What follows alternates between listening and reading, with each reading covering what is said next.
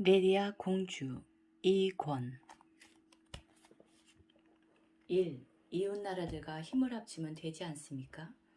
한참을 정신없이 달리고 있는데 달빛을 가린 구름이 사라지면서 주변의 모습이 드러났다. 맙소사, 사막 한가운데로 들어왔구나.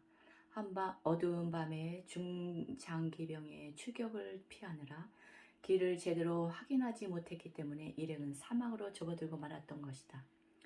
낭패로구나. 지도도 한 장 없는데 이대로 사막을 헤매다가는 왕궁에 도착하기는커녕 목이 말라 죽고 말 것이다. 새벼랑이 안타까워했다. 레디아가 침착하게 밤하늘을 가리키며 말했다. 폐하, 저 별이 북극성입니다. 주변이 아무리 어둡다 하더라도 북극성은 언제나 일정한 방향을 알려줍니다. 별을 바라보며 달린다면 길을 잃지 않습니다. 제가 앞에서 달릴 테니 저를 따라오십시오. 레디아는 사방이 모래뿐인 사막에서 우왕좌왕하는 왕과 근위병을 안심시키며 쏜살같이 달려나갔다. 레디아의 자신 있는 모습에 용기를 얻은 일행이 그 뒤를 따랐다. 방향을 정확하게 잡고 나자 새벽쯤에는 사막을 벗어나 익숙한 도로에 접어들었다. 하지만 문제는 여기서 끝나지 않았다. 쉴 틈 없이 달리는 말과 병사들이 점점 지치기 시작했다. 달리는 속도가 점점 느려지면서 뒤처지는 근위병들이 하나둘 생겨났다. 정해진 날짜까지 샛별왕이 건강한 모습으로 왕궁에 나타나지 않으면 아홉별 왕국의 왕권이 바뀌는 절체절명의 순간이었다. 이때 멀리 뒤쪽에서 말발굽 소리가 들렸다. 레디아 일행이 사막에서 헤맬 때 강철왕국 중장기병이 무거운 갑옷을 벗어버리고 가벼운 무기만 든 채 뒤따라온 것이 틀림없었다. 일행의 얼굴이 흑빛으로 변했다. 이때 갑자기 레디아가 아름다운 목소리로 노래를 부르기 시작했다. 벤자 부미야 훔, 땅을 황금의 땅으로, 어둠을 빛으로, 빛을 쏘며 세상을 행복하게 하는 빛나는 용사들, 뚜루뚜루 자야무케, 모든 경계를 황금으로 무궁무진 늘리며 빛을 쏘며 세상을 풍요롭게 하는 빛나는 용사들, 아라바자나 디디디디디디디, 빛을 쏘며 달리는 우리는 빛나는 용사들, 마음이 원하는 그대로 말하는 그대로 다 이루어지네. 빛을 쏘며 빛나는 용사들. 이 노래를 부르고 듣는 사람 모두 다이아몬드 눈이 깨어나 우주의 빛을 쏘며 원하는 것을 모두 이루는 힘이 솟는 노래였다. 레디아가 노래를 신나게 부르자 샛별왕과 근위병이 따라 부르기 시작했다. 노래를 부르면 부를수록 신이 나고 힘이 솟구쳐 올라왔다. 오랜 달리기에 지친 말들도 생기를 되찾기 시작했다. 노래에는 힘과 신명이 담겨 있어서 병사들은 전력으로 달려도 좀처럼 지치지 않았다. 아홉별 왕국에서는 보석공주의 대관식이 한창 진행 중이었다. 여러 나라의 왕족들이 보석공주의 대관식을 보기 위해 아홉별 왕궁에 찾아왔다. 강철왕도 미리 보낸 사신과 함께 대관식에 참석했다. 아홉별 왕국의 대신들은 샛별왕을 애타게 기다렸지만 끝내 왕은 모습을 보이지 않았다. 애타는 시간이 덧없이 흘렀다. 얼음왕비가 보석공주에게 새로 만든 왕관을 씌워주며 말했다. 이제 공주가 이 나라의 여왕이 되는 겁니다.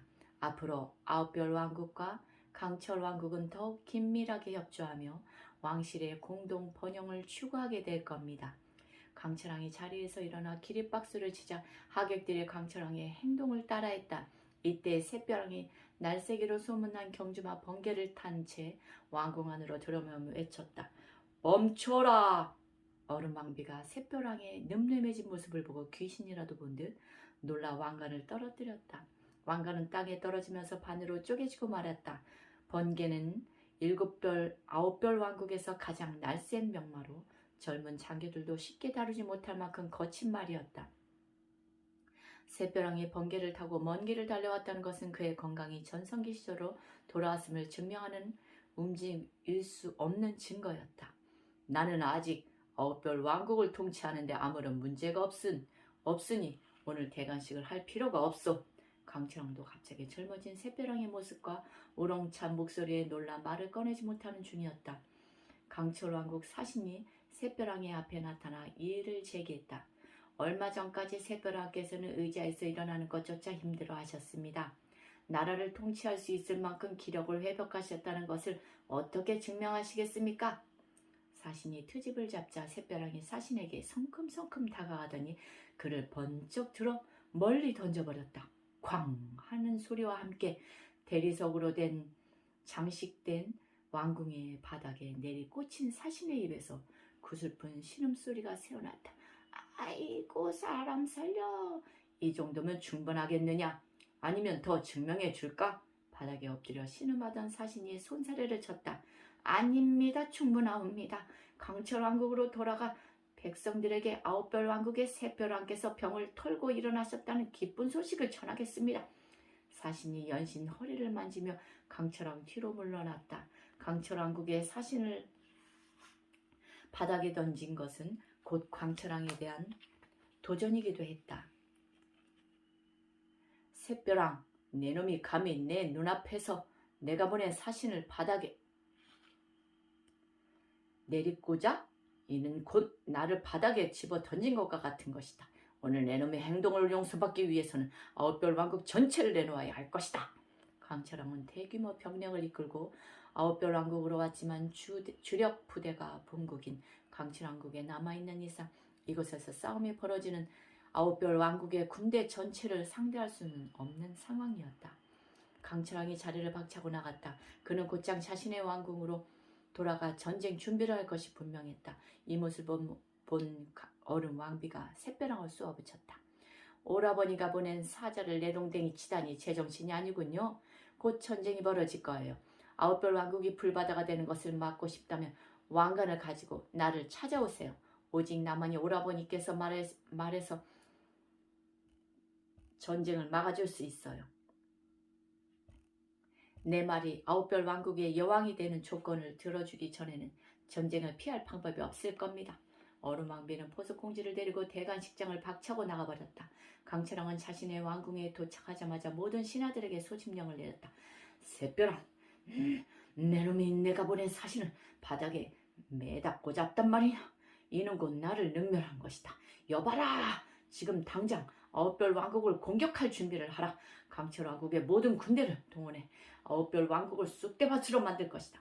강철왕이 대노하여 본격적인 전쟁 준비를 실시했다. 대군을 동원하려면 몇 개월의 준비 기간이 필요하다. 강철 왕국 전체가 아홉별 왕국과의 전쟁을 준비하기 위해 폭풍이 몰아치듯 바쁘고 어지럽게 움직이기 시작했다. 샛벼랑은 대신들을 모아놓고 대책을 고심했다. 대관식을 막는 데 혁혁한 공을 세운 레디아도 회의장 말석을 얻어 자리를 함께했다. 강철 왕국과 전면전을 벌이면 승산이 없습니다. 게다가 전쟁을 하기도 전에 이미 아홉별 왕국은 내부적으로 무너지고 있습니다. 매일 나라를 버리고 도망가는 백성이 수천 명이고 죄를 짓고 잡혀오는 백성 또한 수천 명입니다. 이 상태라면 전쟁이 벌어지기 전에 질서가 무너져 버릴 것입니다. 재물을 주고 화친을 맺으려 해도 나라 곳간이 텅텅 비어 있습니다. 군사 대신과 재무 대신이 차례로 말했다. 총리 대신이 조심스럽게 말을 꺼냈다. 나라 땅의 절반을 내어주고 훗날을 기약하시면 어땠습니까? 이대로 전쟁을 벌이면 나라 전체를 빼앗기고 말 겁니다. 그건 안 됩니다. 레디아가 총리 대신의 말을 가로막고 나섰다. 모두의 시선이 레디아에게 쏠렸다. 지금 아홉별 왕국 땅의 절반을 내놓으면 강철왕국에서는 다음에 다른 트집을 잡아서 나머지 절반도 마저 내놓으라 으름장을 놓을 겁니다. 총리 대신이 답답한 듯 가슴을 치며 물었다. 그렇지만 방법이 없지 않은가? 이웃나라들과 힘을 합치면 되지 않습니까? 레디아의 말에 외무 대신이 나섰다. 그건 자네가 외교 상황을 모르고 하는 말이네. 전에도 여러 번 도움을 청했지만 모두 거절당했다네. 강철왕의 심기를 건드릴까 두렵기 때문에 아무도 나서지 않아. 외무 대신에 설명을 들은 레디아가 샛벼랑의 눈을 똑바로 쳐다보며 당당하게 요구했다. 폐하, 저를 아홉별 왕국의 사신으로 임명해 주시면 주변 국들을 찾아가 도움을 청하겠습니다. 반드시 비단왕국, 채광국을 설득하여 아홉별 왕국과 연맹을 맺도록 설득할 테니 저를 보내주십시오. 어차피 뾰족한 방법이 있는 것도 아니었다. 대신들과 레디아가 은하사에서 보여준 활약을 이미 잘 알고 있었다. 얼음왕비와 말달리기 시합에서 승리한 것도, 샛벼랑이 무사히 은하사를 빠져나와 대관식에 늦지 않고 도착한 것도 모두 레디아의 공이었다. 대신들도 믿져야 본전이라는 생각으로 찬성했다. 비단 왕국과 책 왕국을 설득하려면 필요한 것들이 많을 것이다. 뭐든지 말만 하거라. 내 힘으로 구할 수 있는 것이라면 황금도 좋고 군대도 좋다. 뭐든 해주겠다. 레디아가 셋벼랑의 제안을 공손히 사양했다. 강철 왕국보다 강한 군대를 보여주지 못할 바엔 군사력을 과시하는 것은 의미가 없습니다. 경제적으로 풍요로운 비단 왕국에서 흡족해 할 만큼의 황금이 아니라면 황금도 필요 없습니다. 다만 책 왕국의 사정을 잘 알고 다방면에 지식이 풍부한 인재가 은하사의 식객으로 머물러 있는데 그를 데리고 갈 수 있다면 도움이 될 듯합니다. 레디아는 누구보다 많은 책을 읽은 잿갈피 왕자를 사신단에 추천했다. 샛벼랑은 은하사에 신하를 보내 잿갈피 왕자를 왕궁으로 데려왔다. 튼튼한 말이 끄는 수레에 식량과 재물을 넉넉히 싣고 레디아와 잿갈피 왕자가 동맹을 구성하는 막중한 임무를 지고 첫 번째 목적지인 비단 왕국으로 향했다. 감사합니다.